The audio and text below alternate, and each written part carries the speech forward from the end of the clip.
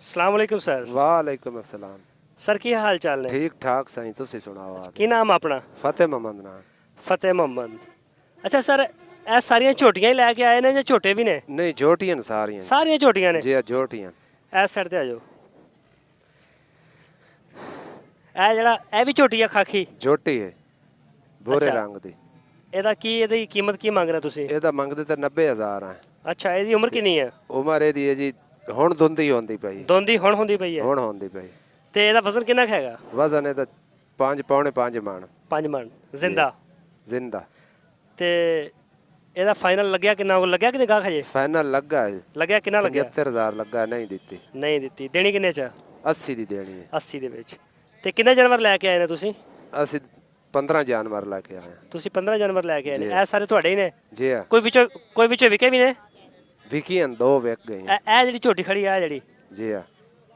ਇਹਦੇ ਕਿੰਨੇ ਮੰਗ ਰਹੇ ਤੁਸੀਂ? ਇਹਦਾ 95 ਮੰਗ ਰਹੇ ਆ। ਪਰੇ ਹੋ ਚਲੋ ਜ਼ਰਾ। ਇਹਦਾ ਵੀ 95 ਮੰਗ ਰਹੇ? 95। ਇਹ ਜਿਹੜੀ ਆ? ਜੀ ਹਾਂ। ਫਾਈਨਲ 90 ਦਾ। ਇਹਦਾ ਫਾਈਨਲ 90 ਆ? ਹਾਂਜੀ। ਲੱਗੇ ਵੀ ਨੇ ਇਹਦੇ ਕਿ ਨਹੀਂ? ਲੱਗਦੇ ਪਏ ਨੇ 80 85 ਲੱਗਦਾ। ਇਹਦੀ ਉਮਰ ਤੇ ਮੈਨੂੰ ਜ਼ਿਆਦਾ ਲੱਗਦੀ ਸਾਲ ਤੋਂ। ਇਹ ਉਮਰ ਦੇ ਚੌਗੀ ਹੈ। ਇਹ ਚੌਗੀ ਹੋ ਗਈ? ਹਾਂਜੀ। ਅੱਛਾ ਅੱਛਾ।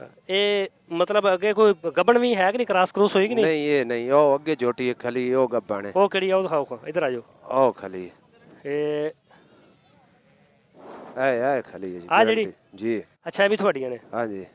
ਇਹ ਗੱਬਣ ਹੈ? ਇਹ ਗੱਬਾਂ ਨੇ ਜੀ। ਤੇ ਇਹਦੀ ਉਮਰ ਕਿੰਨੀ ਹੈ? ਇਹ ਦੁੰਦੀ ਹੈ ਹੁਣ ਹੁੰਦੀ ਪਈ।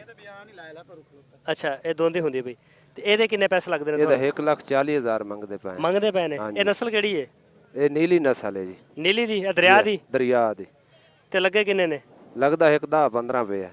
10-15? ਇਹ ਅੱਗੇ ਸੂਈ ਨਹੀਂ, ਪਹਿਲੀ ਦਫਾ ਹੀ ਆ? ਪਹਿਲੀ ਦਫਾ ਦੁੰਦੀ ਹੈ ਜੀ। ਹਾਂ ਹਾਂ, ਦੁੰਦੀ ਹੋਈ ਹੈ। ਇਹ ਦੋਸਤੋ ਤੁਸੀਂ ਦੇਖ ਸਕਦੇ ਹੋ, नीली रावी की छोटी है और माशाल्लाह काफ़ी प्यारी।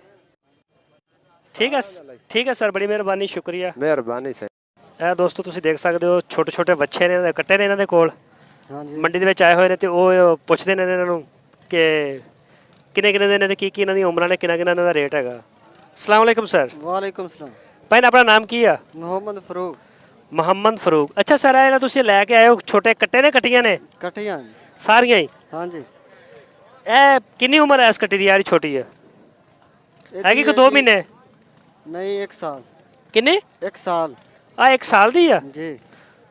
ਅੱਛਾ, ਇਹ ਕਿੰਨੇ ਦੀ ਹੈ ਸਰ? ਇਹ ਕਿੰਨੇ ਦੀ ਹੈ? 20,000 की। है? 20 की। 20,000। ਬੜੇ ਯਾਰ ਮਹਿੰਗੀ ਲਾਈ ਹੋਈ ਹੈ, ਬੜਾ ਰੇਟ ਹੈਗਾ 20,000 ਰੁਪਇਆ। जी हाँ। ਤੇ ਕਿੰਨੇ ਜਾਨਵਰ ਲੈ ਕੇ ਆਏ ਸੀ?